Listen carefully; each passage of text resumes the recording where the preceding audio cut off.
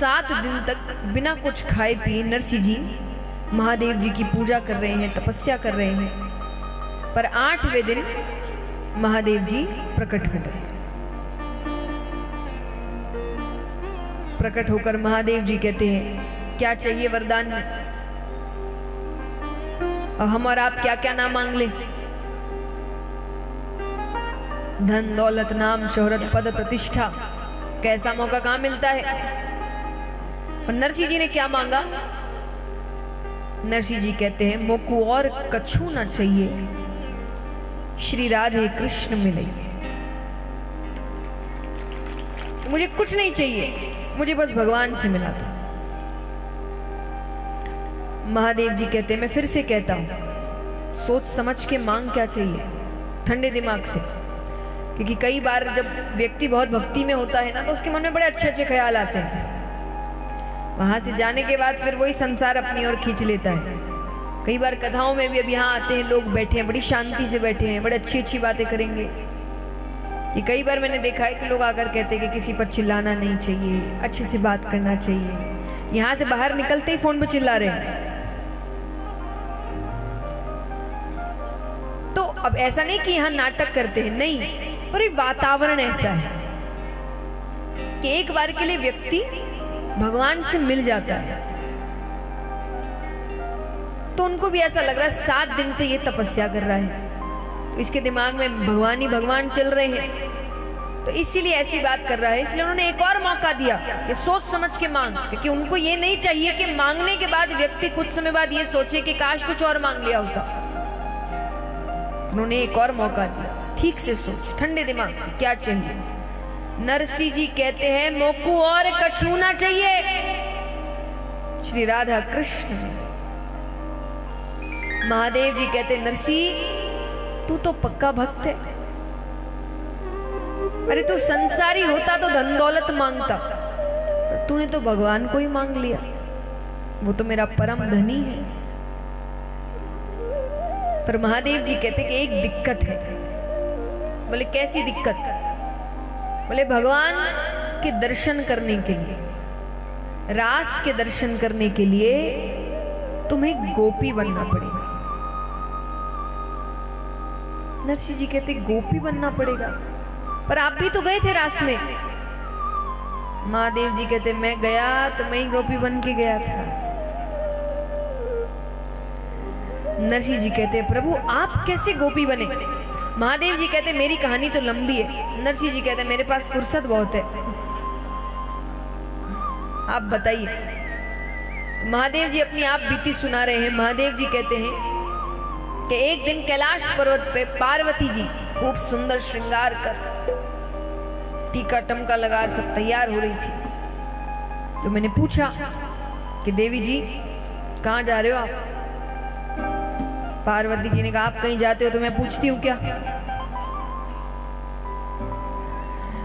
महादेव जी ने कहा नहीं मैं वैसे नहीं पूछ रहा, पर इतना श्रृंगार, अरे इतना श्रृंगार तो आपने शादी के दिन ही नहीं किया, इतना श्रृंगार करके कहां जा रहे हो। तब पार्वती जी ने कहा कि आज गोकुल में महारास का दिन है, मैं वो महारास में जा रही हूं। महादेव जी कहते महारास में। अब वो कहे कि महाराज के दर्शन करने की इच्छा तो मेरी भी है। पार्वती जी ने कहा आप वहां जाकर क्या करोगे। अरे हम नाचते कुछ नहीं होता है, पर आप नाचो तो पूरी धरती खाकी बाकी हो जाए। आप तो यही समाधि में राम राम करो। महादेव जी कहते नहीं। अब वो जिद करने लगे, अलग अलग बहाने दे रहे हैं। अंत में महादेव जी ने हाथ जोड़ लिया। महादेव जी कहे देवी जी सुनो तो सही। पार्वती जी कहती है प्रभु आप हाथ क्यों जोड़ रहे हैं। महादेव जी ने कहा कुछ भी करो पर मुझे साथ ले चलो। तब पार्वती जी ने कहा कि रास के दर्शन करने के लिए आपको गोपी बनना पड़ेगा। महादेव जी कहते गोपी बना, गोपा बना, कुछ भी बना, पर रास में ले चले तो बात कर। तो यहां महादेव जी बता रहे हैं कि नरसी इन सब से तुझे क्या सीख मिली। इन सब से ये सीख मिली कि कि गोपी घाघरा ओढ़नी का नाम नहीं है। घाघरा ओढ़नी तो कोई भी पहन सकता है, गोपी थोड़ी बन जाता है। गोपी भाव का नाम है। तो इस वाक्य का अर्थ ये है कि रास के दर्शन सिर्फ गोपियां कर सकती है, यानी जिसके अंदर गोपियों जैसे भाव होंगे सिर्फ वही दर्शन कर सकता है। तो महादेव जी ने कहा कि अगर तुम्हारे मन में तीव्र इच्छा है तो ही तुम दर्शन कर सकते हो, वरना तुम रास के दर्शन नहीं कर सकते। नरसिंह जी कहते हाँ साहब, मेरे मन में तीव्र इच्छा है। तो नरसिंह जी कहते हैं, भगवान महादेव जी कहते फिर ठीक है आंख बंद कर। नरसिंह जी ने आंख बंद कर लिया। आंख बंद करते ही महादेव जी ने ऐसी लीला करी कि आंख खोलते ही महारास की भूमि में ठाकुर जी, राधा रानी, ग्वाल बाल, गोपियां सब रास कर रहे हैं। अब ग्वाल बाल ने नरसिंह जी को भी हाथ में एक मशाल पकड़ा दी। नरसिंह जी भी मग्न नाचने में। अब नरसिंह जी इतने मग्न हो गए कि उस मशाल से नरसिंह जी का हाथ जलने लगता है, पर उनको कोई खबर ही नहीं है, क्योंकि उनकी नजर तो भगवान पर है। पर राधा जी की नजर नरसिंह जी पर पड़ती है। वो भगवान के पास जाती है कि प्रभु आपके भक्त का हाथ जल रहा है। और भगवान दौड़ते हुए जाते हैं और नरसिंह जी का हाथ अपने पीतांबर के अंदर छिपा लेते हैं। और जब नरसिंह जी ने हाथ बाहर निकाला, हाथ एकदम कुशल, कुछ हुआ ही नहीं। पर अब भगवान देख रहे हैं। भगवान कहते कि तुम कौन हो? क्योंकि जिंदा मनुष्य तो यहाँ नहीं आ सकता, कैसे आए? नरसिंह जी ने महादेव जी के पास इशारा करिए, ये लाए हैं, इनसे पूछो। भगवान महादेव जी से कहते कि प्रभु आपको तो सब पता है। महादेव जी कहते हैं इसने मेरी तपस्या करी, मुझे प्रसन्न किया और कहा कि मोको और कछु ना चाहिए, श्री राधा कृष्ण मिलेंगे। ये पक्का भक्त है।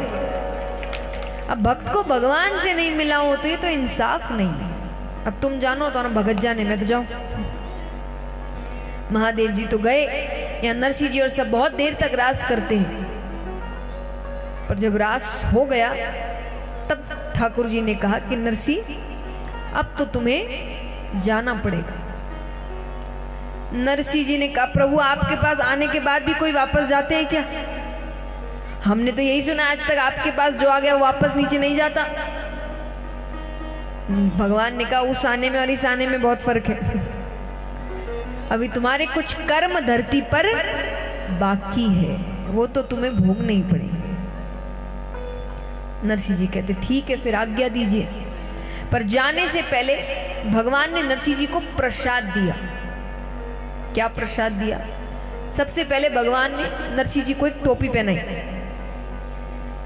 नरसिंह जी ने कहा भगवान कहते कि नरसिंह मैंने तुम्हें टोपी पहना दी, अब धरती पे जाकर तुम किसी और को टोपी मत पहनाना। टोपी पहनाने का मतलब होता है सामने वाले को ठग लिया। भगवान कहते मैंने तुम्हें ठग लिया, तुम किसी और को ठगना मत। हाथ में करताल दी, तुलसी की माला दी और केदार का राग दिया।